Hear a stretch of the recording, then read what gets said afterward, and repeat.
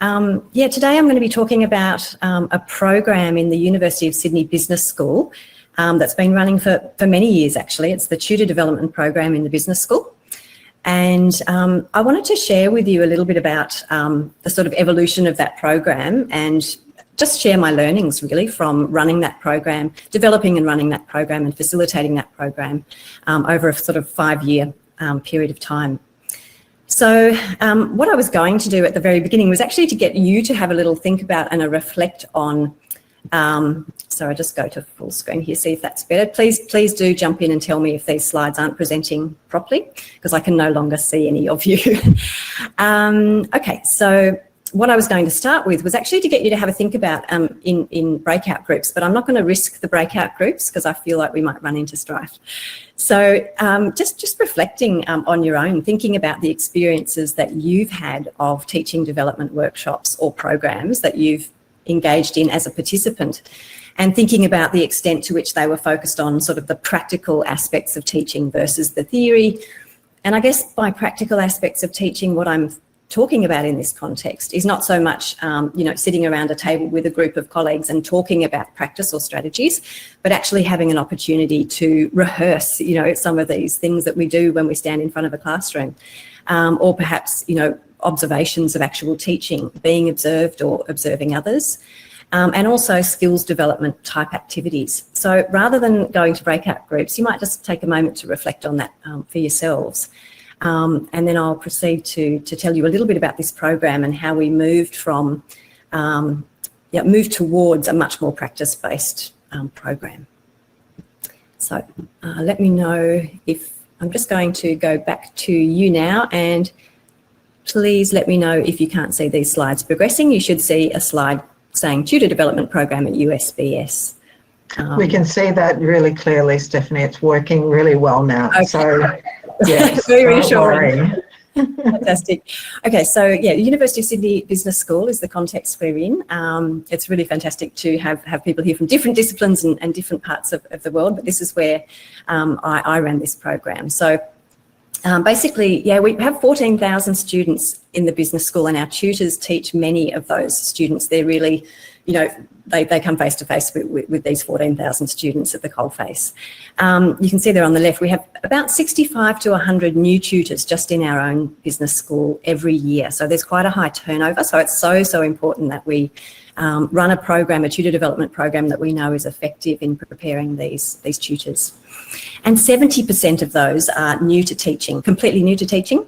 Haven't stepped in front of a classroom before. They may have come from industry. They may be doing their PhDs or be higher degree students. So the program where we ended up is a 9-hour sort of program. So it's not a one-off workshop at the beginning of semester. It's a sort of an integrated 9-hour program, and we take them through a bit of a journey. And that's what I'll be talking to you about in this session.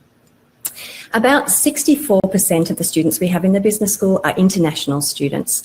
That's a much higher percentage in our postgraduate, but that's sort of average across our undergraduate and postgraduate programs.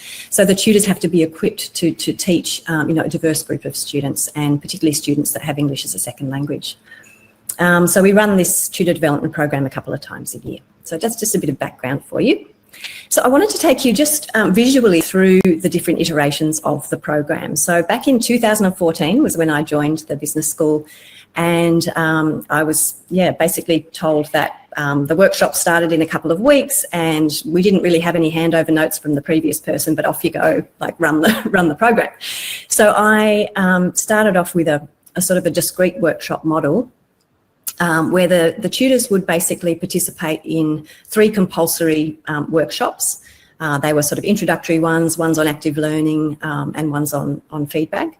So they're the ticked ones there. And then there was a suite of other ones that they could also attend depending on their interest.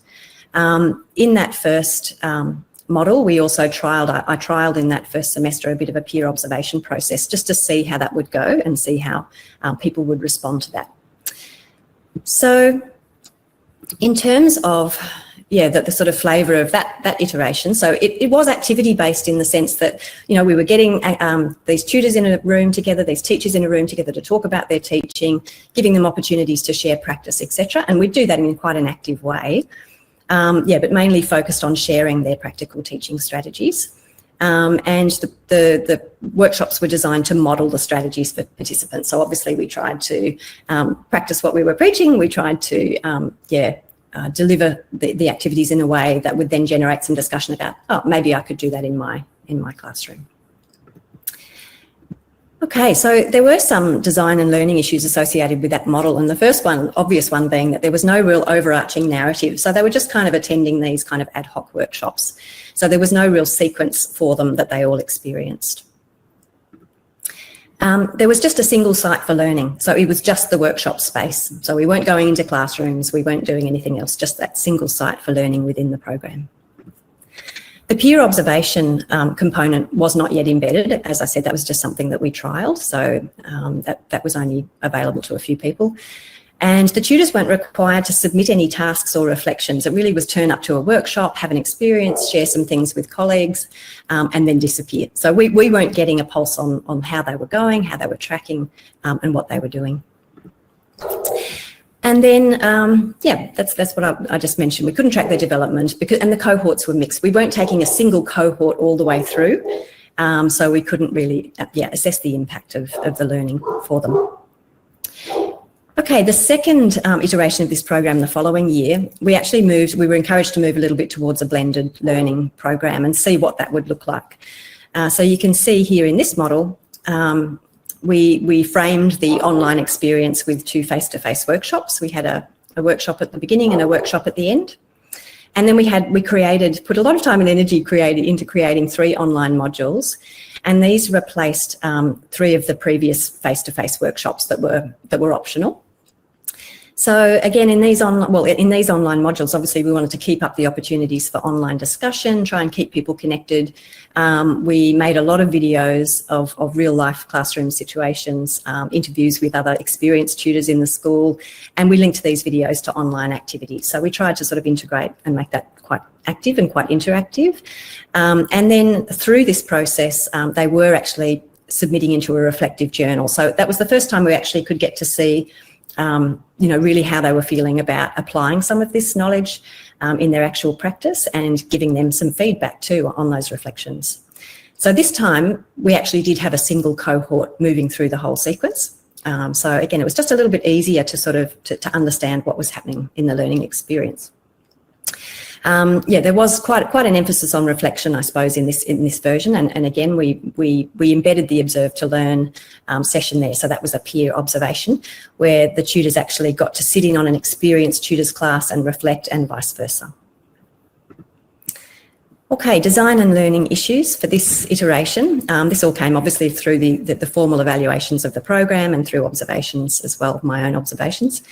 So the online components, despite being activity rich, they weren't rated as highly as some of the practical components. So the practical components, probably not surprising, were the most impactful for them. The face-to-face and the online components really probably weren't integrated enough. It was more of a replacement approach rather than really making those elements interdependent. So that was our first go at it. So the following year, we really tried to think about how to increase the blend, increase that interdependence, and amplify the focus on practice, given that the tutors were telling us this was what was really impacting on their learning. So we introduced, you can see there in the red, the prac session there, the 4th one along. That was a feedback-rich mini-teaching session that we introduced. We wanted to kind of make that the core or the centre of the program and build the other things around it. So within that prac, we ran those prac sessions in small groups of 6. So I had to train a team of experienced tutors to help me facilitate those sessions. And then the new online module, which you can see in the middle there, prep, that fed directly into the face-to-face practical session. So starting to try and get a little bit more, dependence between those 2 elements. So really that was to prepare them for coming into that prac. The observation happened much earlier in the sequence. We felt it was beneficial to have that early feedback and conversation with a peer. And, constantly, obviously, through these experiences, we were drawing on sort of key texts to put into the content and help tutors through this journey and understanding what it really means to sort of design learning activities and to facilitate those. So, of course, there were some new design and learning issues with this particular iteration. So the value of the practice sessions and the peer observations once again was reinforced. We were getting evidence that this is where the learning was really happening. The practice session didn't work for everyone. Some people actually thought it was a little bit of an artificial environment. Only a smaller proportion, but we did take notice of that because one of the reasons too is that tutors often don't design learning tasks. Quite often they're given a fairly prescriptive run sheet and they go into the classroom and they work through that.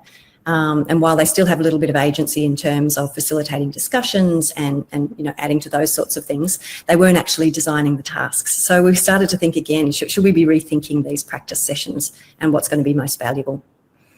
And we did feel that the practice session was run a little bit late in the semester. If that's the thing that's having the most impact, we want that to happen early on so that they can put this into practice.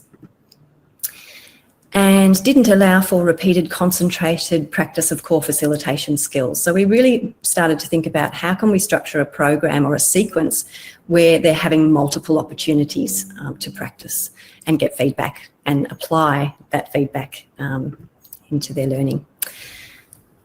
So what we did next was we kind of went back to basics and went through a process of observing a whole lot of tutorials across the business school to try and look at where are the biggest gaps in terms of the facilitation skills that our tutors have or don't have. And we identified 8 key facilitation skills. And I teamed up in this process with someone in the business school who was teaching a leadership program who did a lot of work in training, working with students in developing the skills of giving and receiving feedback, facilitating discussion, things like that. So he was a great person to bring in and bring his eye into those tutorials. And we had some very generous tutors who just opened their doors and said, look, come on in. So we developed the new practical sessions based on what we learned from that. So in the first prac, we decided to focus on 4 key facilitation skills around giving tutorials. The first one was how to give an effective introduction to a class. Sounds really simple, but we give them a framework, to think about working through the what, the why, the how, what's in it for you, the student. We give them a framework and they practice this in our prac sessions. I won't go through the details of all of these, but you can see the skills there. So facilitating discussion obviously is a big one, making sure they can do that confidently and effectively. Making learning visible in the classroom. So really thinking about the set that they're in and the artefacts, the objects, the tools that they can use to make learning more visible. And obviously we talk about the rationale, the pedagogical rationale for that. And then introducing formats, into the classroom which are inherently participatory. So making sure that the way that they're running activities provides that opportunity for inclusion, for discussion and contribution. Okay, in the second practice session, we had another set of 4 key skills. One was getting the tutors to think about movement and space in the classroom. We had a whole session devoted to that. Thinking about their proximity to the students' proximity to each other, what it means to get students off their chairs, all those sorts of things. We had a storytelling narrative-based session, what it means to actually share stories in the classroom that connect to content. A micro-facilitation session where we really break it down and say, when you set students off on a task where they're working in groups, what's your role in sort of micro-facilitating these group sessions? And then finally, a feedback session.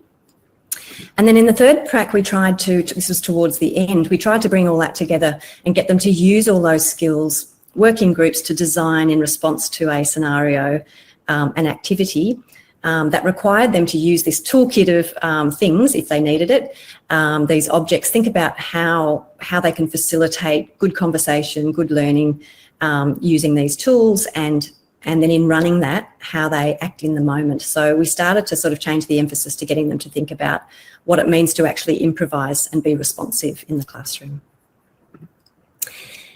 So you can see here, this is the new sequence, and this is the one that's been enduring. Obviously, this has had to be rethought during COVID in terms of translating this practice-heavy program into an online experience, but that's another story. But this is where we got to, and you can see that the sequence looks quite different to that very first one that I showed you, where we had the discrete workshop model. You can see here there's a line running through everything. There is a sequence and a logical one, I think. This time we introduced a pre and post survey because we really wanted to understand what were the levels of confidence of tutors in terms of these 8 skills that we'd identified at the beginning, and where did they end up at the very end.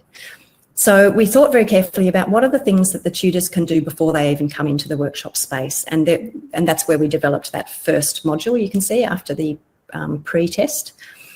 And then the next 2 blocks of 3 that you can see there really were, they jump online, they do a preparatory online module which prepares them to come into the prac and be a bit confident and have an understanding of the skills we're going to be exploring.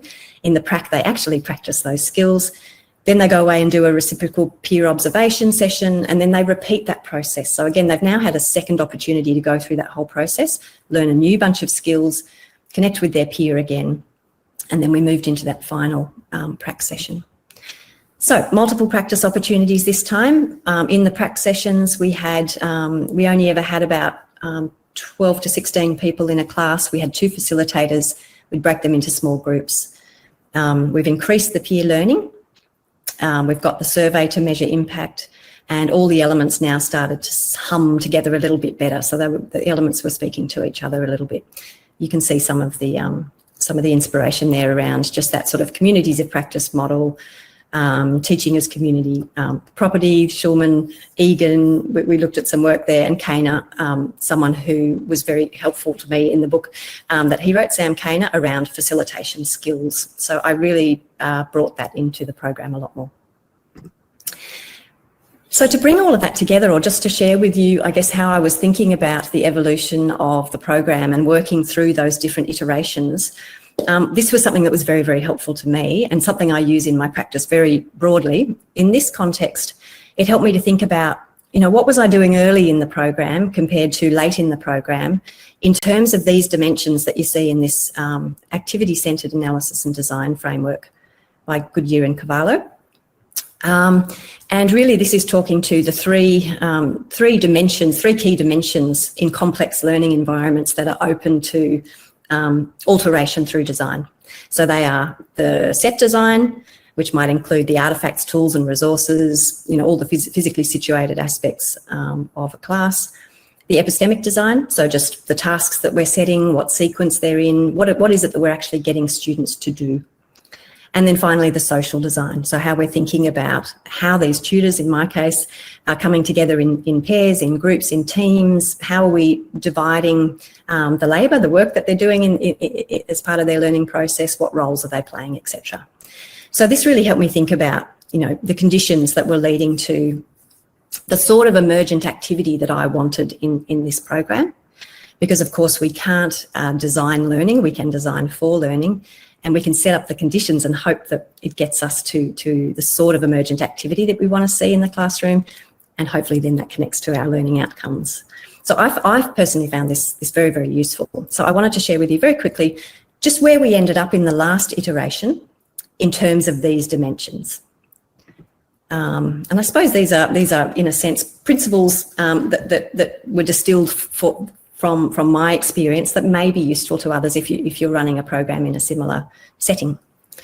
So in terms of the task design, in our latest iteration of the program, the tasks were focused on practice, so they were much more embodied. We did a lot of reflecting on where we were, in space in relation to students.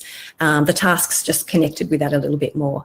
And the tasks often required improvised responses. This wasn't a theoretical exercise that we were doing in the class. These were very practical exercises that were live. They required response and adaptiveness. The tasks were connected to each other. So whenever we set a new task, when we were learning those skills, we tried to connect them to each other. We gave much more attention to the sequence and the timing of tasks, as you saw as I took you through those different iterations. We moved things around a lot when we realised that really the practice has to come up front. Really they need those early peer opportunities to connect with other people in that social way and support way. And finally, feedback on the teaching that they were receiving feedback on their teaching from the facilitators and also their peers in both real and practice environments. moving on. So in terms of the set design, the tools that we used to support dynamic, the tools that we used within the sessions were very much designed to support dynamic representations of teaching practice.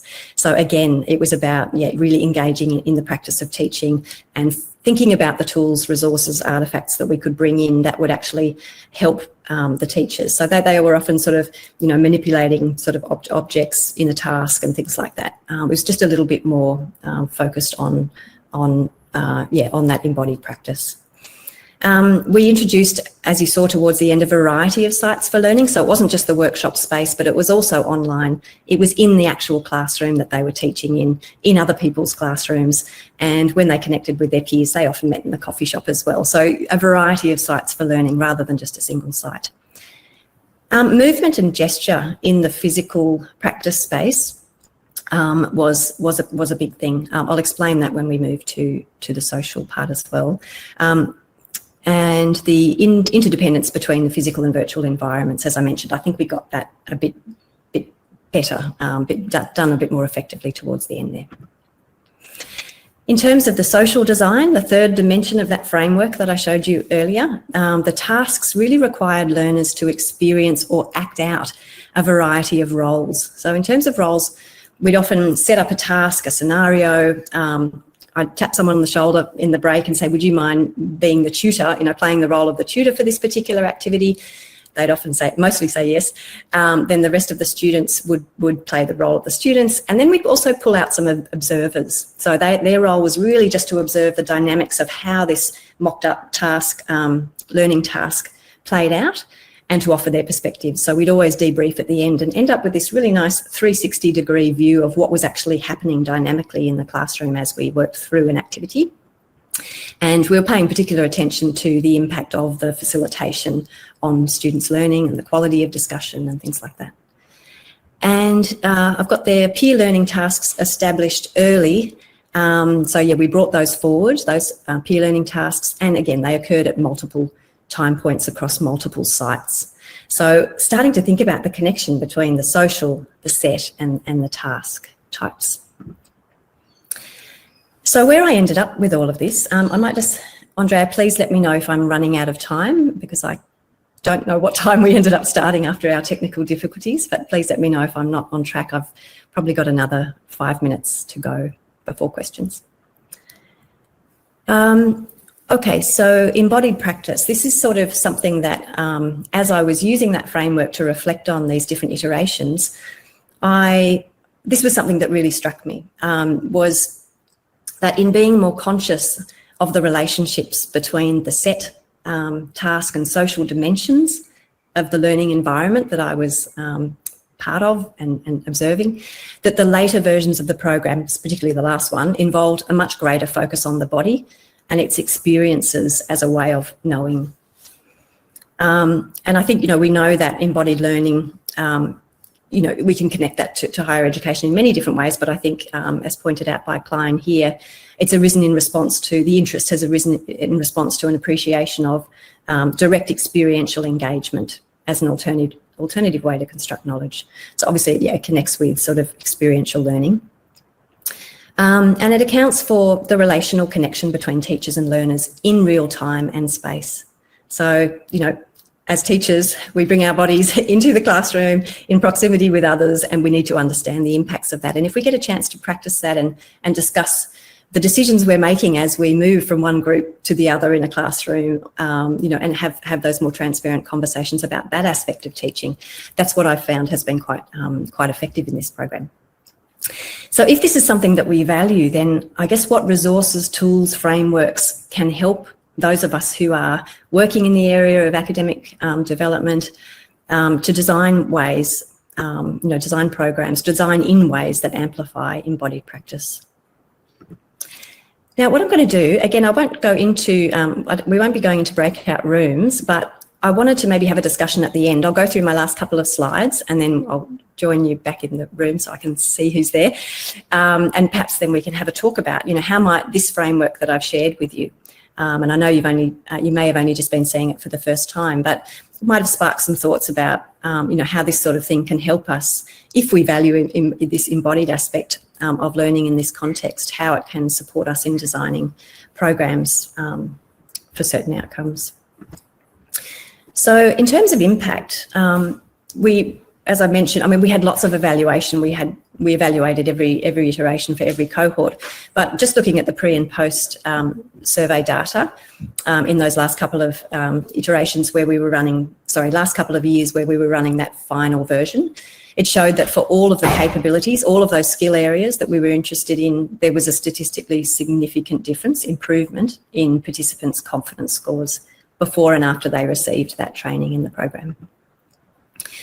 And the other thing, through the qualitative feedback that we received, we started to sort of see that there were definite shifts in practice and shifts in their conceptions of learning and teaching, particularly evidence that they were sort of moving from a teacher-centred approach to a more student-centred approach.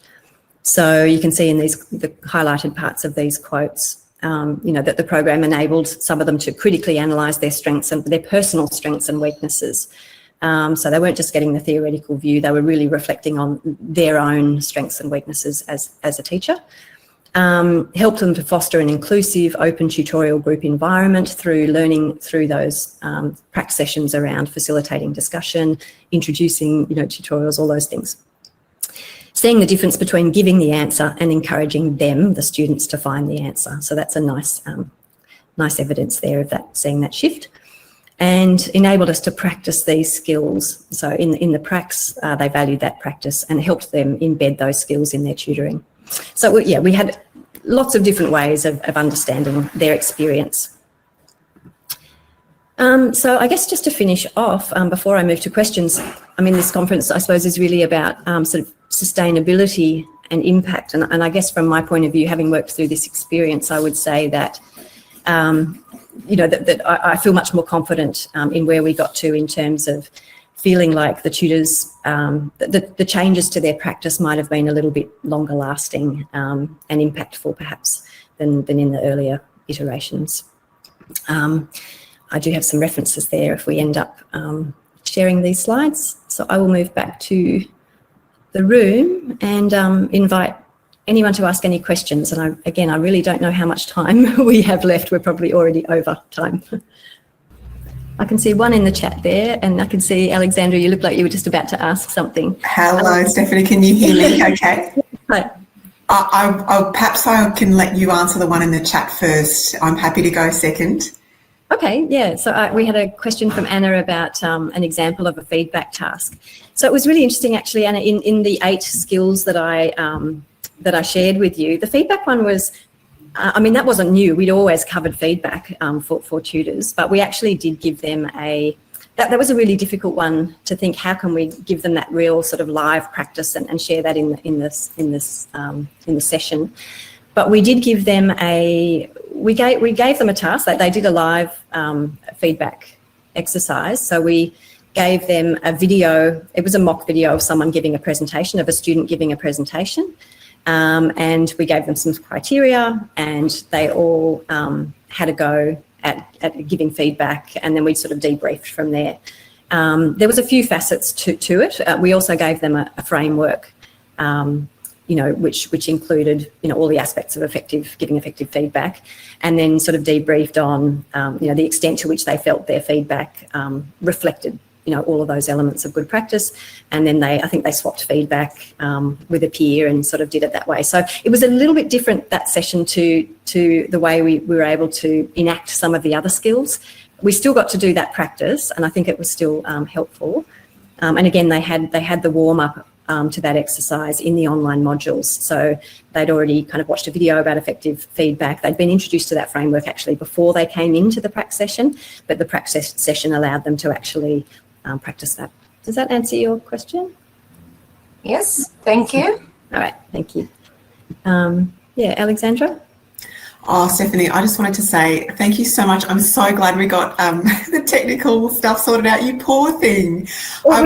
stressful. Oh my gosh, and you were so calm and just delivered it so beautifully. So thank you so much. And there's so many things I'd love to chat with you about, and we probably don't have time now, but I wondered if you wouldn't mind if I reached out to you to talk more, because I coordinate the exact same program at the at the Faculty of Business and Economics at the University of Melbourne. Oh, wow. So your twin program, really, Yes. I guess. And I'd just love to talk about lessons learned and moving forward. It'd just be such a valuable space. And I know you've asked us to reflect, I think, on I'm just scrolling up here to look at your model. And it's such an exciting model. So I think that we've got definitely some things that we can learn from you in terms of those three components: the set design, the epistemic design, and the social design. Really exciting work to see that. And I think that there's possibly, I don't know if I can even be too excited about it, but possibly even a joint paper in this, because we've got two sets of data that we could both be looking at to that sort of thing. So anyway, just some initial thoughts. Well, I'm glad you saw something in that model. I know it's the sort of thing that even once you start working with it, like, I'm quite attached to it, I have to say, because it's helped me in, as I mentioned, a number of areas of my practice. So it helps me in my own facilitation in a live sense. So if something's, if I'm in a workshop with teachers or with students, and something's not working, I think about those three dimensions, and I think, what do I need to be changing up here? Is it something about the set here that's not right? Is it something about the social opportunities? Is it something about the task? And it's just because it's the three dimensions, you can hold it in your head. It's actually, in practice, it's more complex, but just being able to remind yourself of those things. And I also introduce it to the tutors in the tutor development program when we start to talk about movement and space. Because, the set design is often the kind of invisible part, and often it doesn't come up in teaching programs. We don't necessarily always explicitly talk about movement and space and set design. So, and the tutors respond really well to this model as well. I think it just gives them a way of anchoring things, gives them something to hang their ideas off, So, very, very happy to share anything with you. I've shared in different faculties at Sydney Uni. I've certainly shared the video resources in the online modules, and shared some of the ways that we run the prac sessions. So very happy to share anything. Yeah. Oh, thanks, Stephanie. That's very generous, as am I, to have it to chat with you further. That sounds fantastic. I'm not sure if you have to go, but Anna, are you wanting to ask another question? Because I don't want to hog the space. No, that's all right. My area is a tiny bit different, because I'm focusing on language-rich feedback and developing tutors' capacity in that particular area.